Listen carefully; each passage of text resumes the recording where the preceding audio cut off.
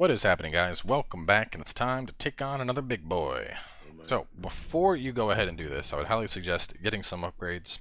In particular here, the two best choices are either going to be the Okinaga's Flame Vent or the Long Spark. I'm going to showcase both of these in the fight, and then you can that way see the reactions and decide which you feel works best for you. I would say that up until now, the fight we're about to go into is without question going to be the hardest fight we have had so far. I think this guy is probably a pretty hard stopgap for a lot of people. Once again, let's go get some rice. Rice is going to be great for an encounter like this.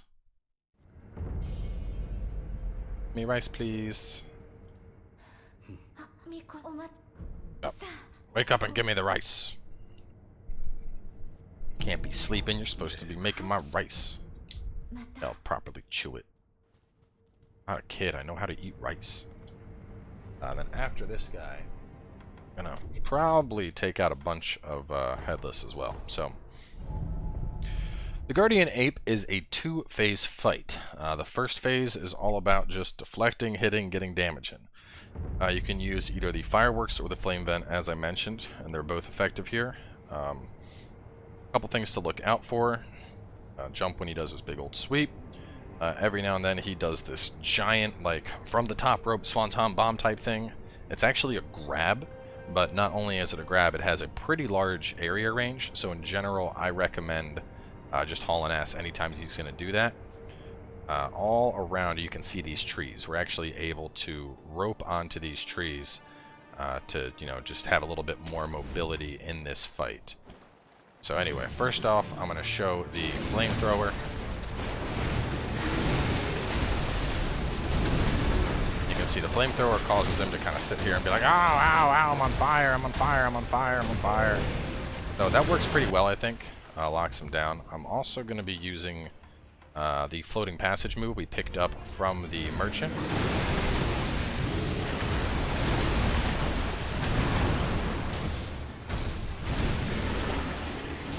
Firecrackers. You can see the firecracker will also stun him up like that. The only real benefit here is firecrackers. Firecrackers are obviously cheaper compared to the flame vent, but an important thing to remember is that the flame vent, not only are we stunning him up, we're also getting damage in. So, I mean, firecrackers cost you 2, flame vent costs you 3.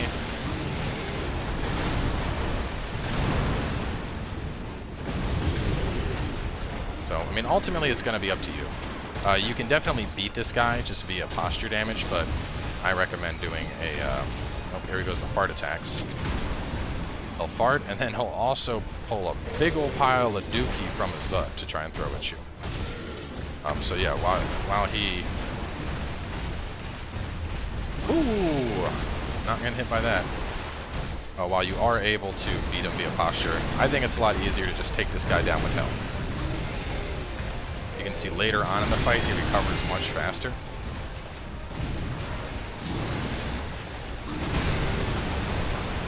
Yep, less opportunities to do stuff.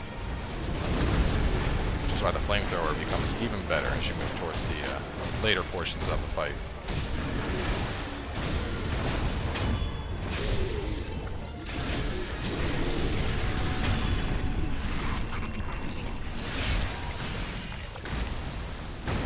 GG! Beat him. Easy mode.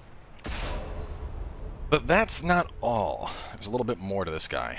So the second phase of the fight, same things apply. You can still use the flame vent, but it doesn't get nearly the same effect, just to show that.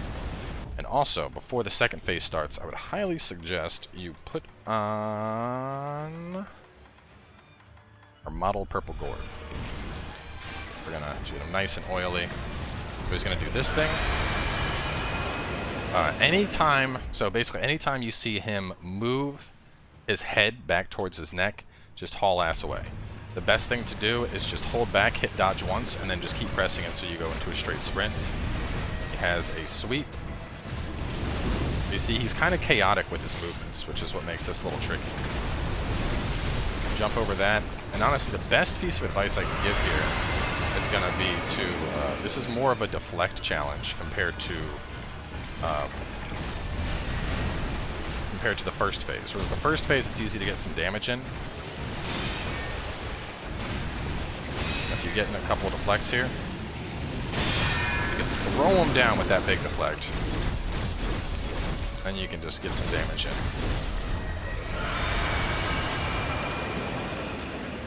See how effective that is. Alternatively, of course, you can also use the, you're able to use those trees to rope out as well.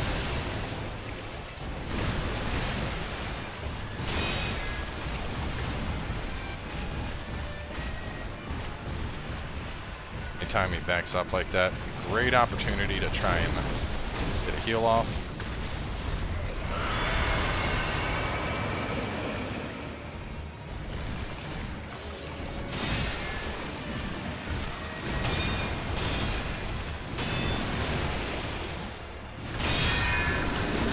That's the biggest thing here. It's just knocking him down, getting that that parry on that big attack, and then using that to get in free damage.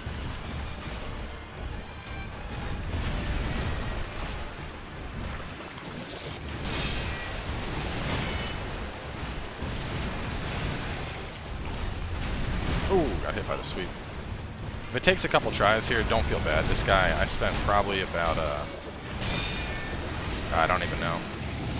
Say at least an hour the first time I was in this fight. I was just getting absolutely wrecked by his phase 1, let alone phase 2.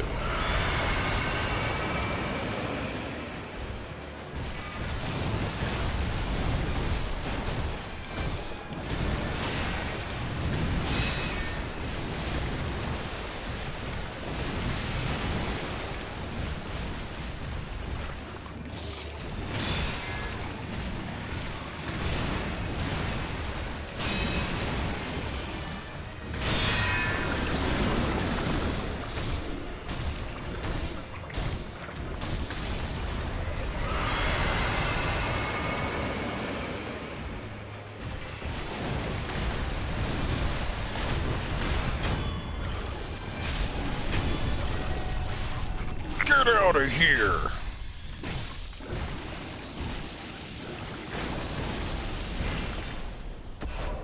Shinobi execution.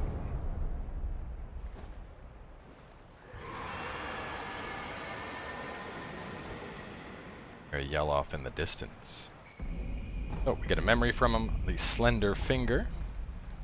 And we're gonna head on over this way. Dive on down. And get the precious bait. Now, up ahead we have a key item. And basically right past his idol is the White Lotus. Once you grab that White Lotus, you effectively start what will be moving towards the end of the game. The castle is going to get taken over.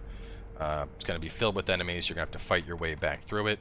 So, if there's anything else you want to do with the castle, if you want to, go visit Emma and get an update to your gourd because maybe you haven't, or you want to go talk to Kuro, or whatever the case is, do it before you grab this Lotus. Once you grab this Lotus, there is no going back. So, to that extent, we're going to go take out a couple of other things real quick here. First up on our list, let's go to the Ashina Castle Old Grave and pay a visit to the Headless over there. Now this is probably the easiest Headless fight in the game. It's underwater. You do not need Divine Confetti. Still an annoying encounter. You're going to want to have your model purple gourd. You can't actually use things like pellets, so this way. Into the water we go.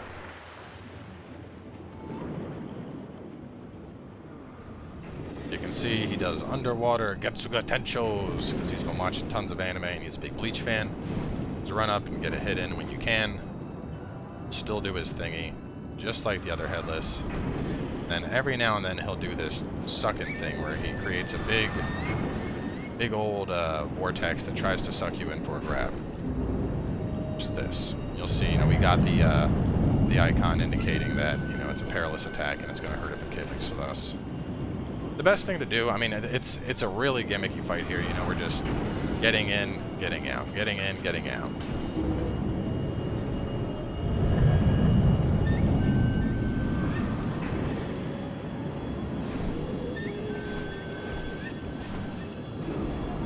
But if he does hit you, as you saw right there, buttload of terror damage and a buttload of raw damage. He'll also create these, oh god, I don't even know what you consider them. Hair tendrils, I guess, would be an appropriate name.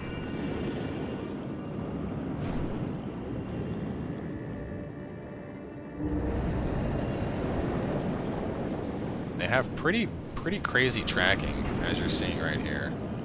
So once you get enough following you, the best thing to do is to just kind of shoot on in, and that will, you know, throw them off for a second.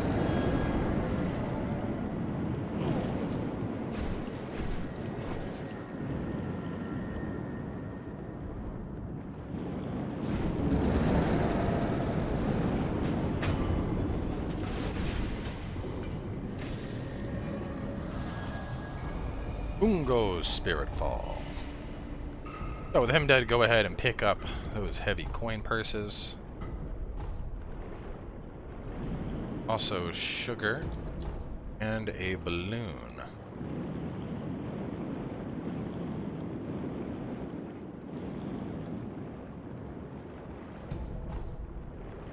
Alright. I don't know why I'm chucking that. Let's see. So with him knocked out, we're gonna take out the other couple headless that are around here just to get him out of the way. You know, we're in a pretty good position right now. Part of me wants to go back and try to take on Jizo and Dosaku, but man, I did not expect the damage they were coming at me with. That was, whew, that was intense. First one, let's see. Let's go get the one that's Hidden Village.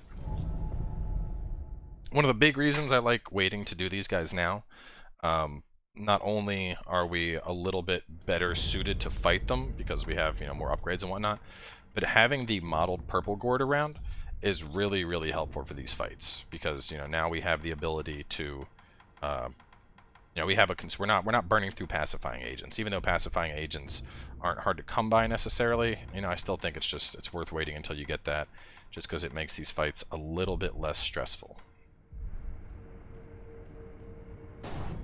One thing, actually, let me go grab this. I think I can get it now that I have, I should be able to now that we've killed the monkeys. One thing which would make all these fights super easy, be a shame not to discuss it. So there is an upgrade for our loaded umbrella, which allows it to just shut down all damage that is considered like ethereal like that. So anyway, first we're gonna fit the new tool. This is the last shinobi tool we needed, the finger whistle. Get that after the ape. And let's see, I need 600 gold for that. 1600 and scrap iron. Yeah, so we're gonna go ahead and get this upgrade now, just because that makes Headless that much easier.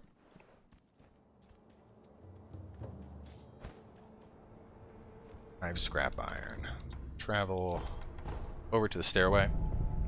And this is the main reason why I said, you know, wait until you grab the Lotus. Whenever you're ready, you can just jump right back and grab it. But, you know, like I said, once you do, the world state is going to change. Things aren't going to be... They are right now. What is this? Okay, there we go. I got a little confused for a second there on my movement. I need scrap iron. 150. I need 5.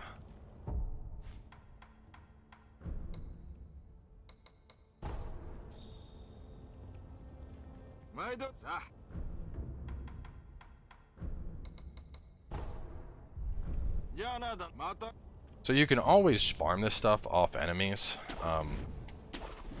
Personally, I just get it off Dosaku, not Dosaku, Ayanama. You know, I think it's for me at least, it's easier to just quickly farm up like 150 gold and buy one than it is hunting an enemy down to drop them. But, you know, at the same time, if you're using stuff like Bell Demon and Possession Balloon, you can get pretty good drops. It's just, I don't know. I'm lazy.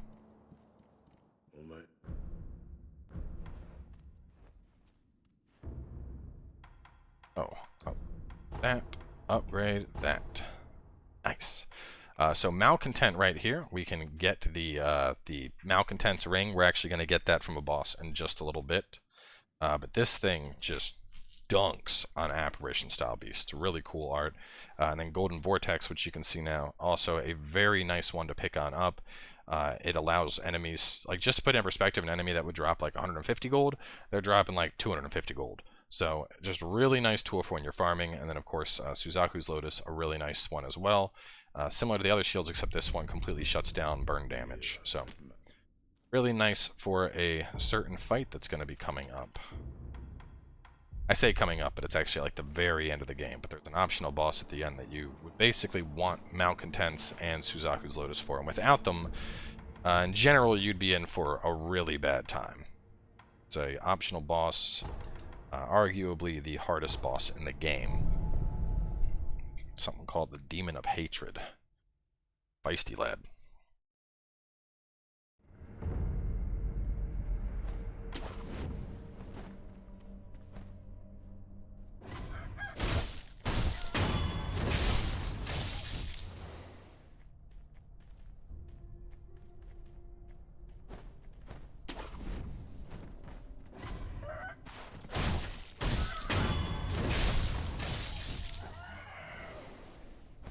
With our new magical anti-headless umbrella, see how this fight goes.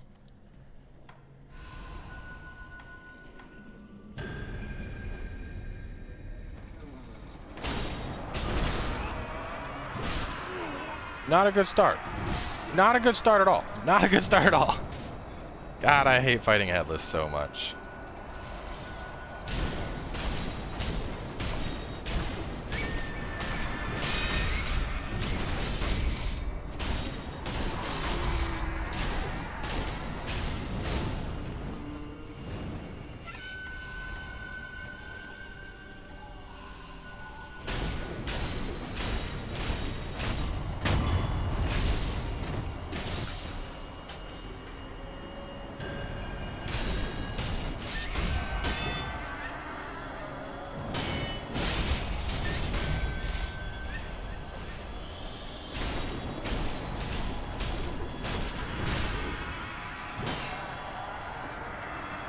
Oh shit, I thought I was back off.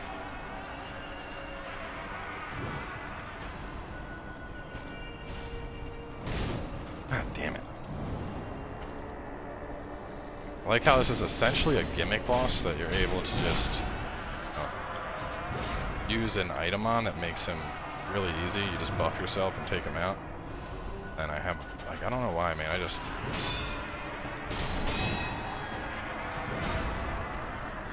have so much trouble against the headless guys.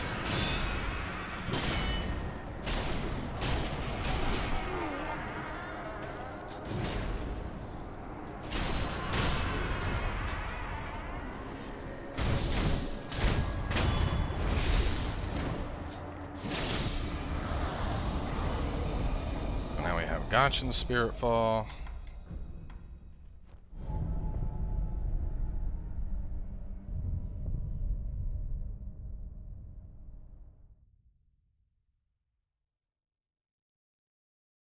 I do need to get the grave wax.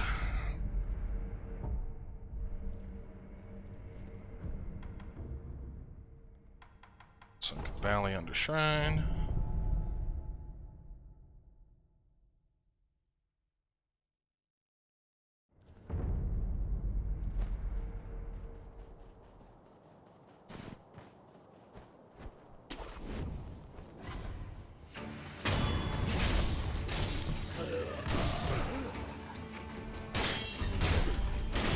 You will heal me.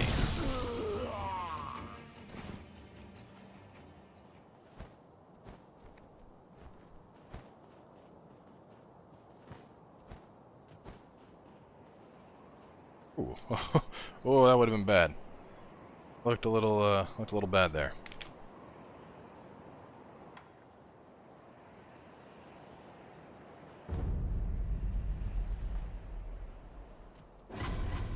See, these guys are all pissed off. They're like, "Don't stole our shit." They're actually pretty decent XP if you want to farm them, but.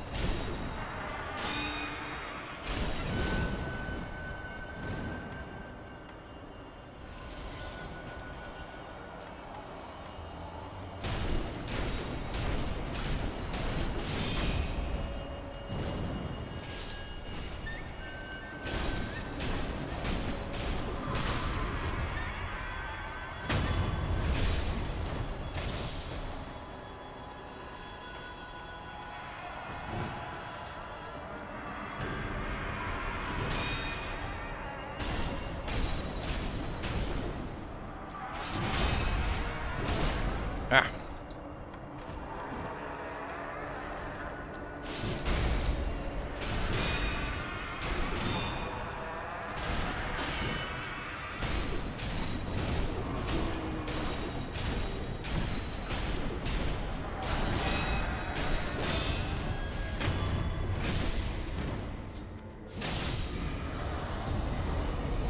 Oaken Spiritfall. So, now I have access to the 4 main ones, Akos, Umgos, Gokens, and Gachins, and we also get a Yashiriku's, but that is in a later zone. So with them down, it's time for another optional challenge boss. Pretty much everything after the first kill of this video has been a challenge boss. Go ahead and take that off. This is going to be really useful here. This is good.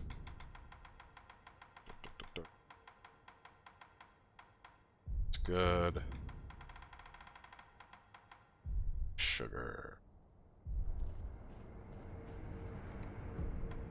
So we're going to travel over to the Ashina Depths Poison Pool.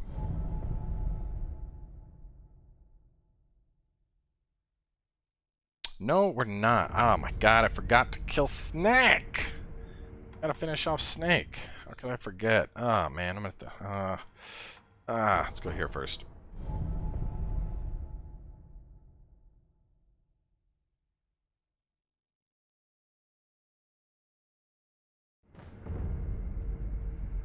Go to my notes on Snake. Alright. So, jump down. Down. This guy.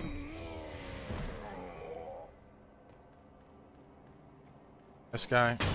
Kill. Puppeteer.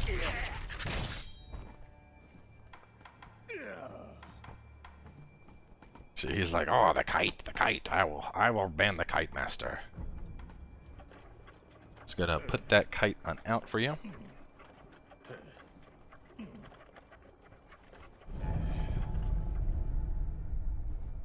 You can actually run there. You don't need to travel. For whatever reason, you're on the world's slowest hard drive.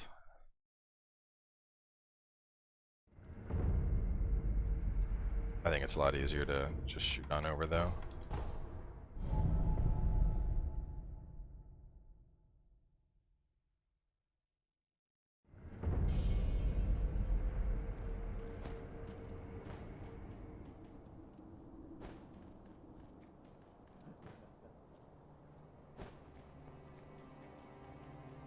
Ignoring everything here, by the way. We're not fighting anything. Purely interested in what's over there.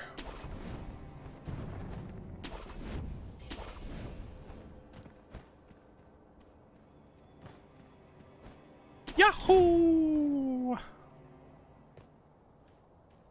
Okay, so we get some snap seeds. And it's go time! Oh my god! Oh! Oh! Oh, one more! And magnetite. Okay. Oh, that's right. If we round the corner, there's it. Where's it at? For some later. Oh no, we gotta get the idol first. Ahead of myself. No.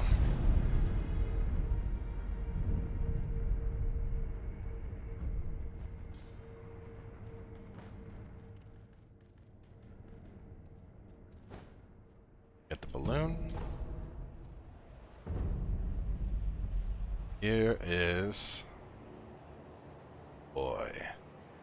So, make sure you're locked on here before you jump. Yeah!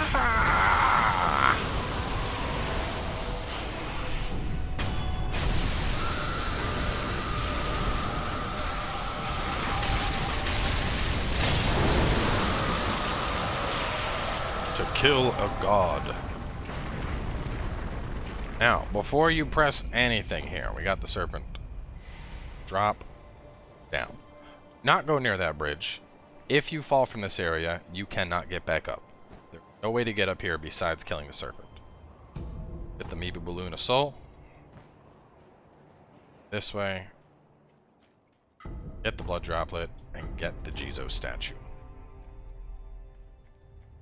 So now we're gonna go back. And, well, I don't know. Can we tackle them all? Can we tackle them all? I mean, this is all considered optional stuff, but if you're going for platinum, you have to do this stuff because that's an achievement right there. Killing the guys that we're about to kill, the apes, you need to take them out to get an item needed to upgrade your prosthetic tools all the way.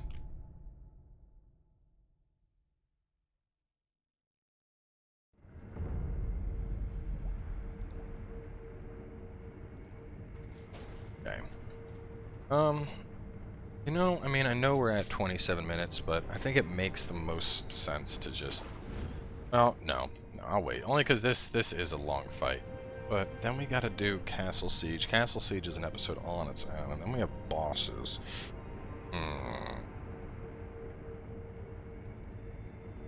Yeah... Just don't want like a 40-minute video. Yeah, we'll wrap up. Because there's 2 different boss fights we're going to do, and then we need to siege the castle, so I think it would be best to hold off for now, because otherwise this video is going to go 35-40 minutes potentially. So anyway, we'll wrap up here, but we will have more coming your way shortly.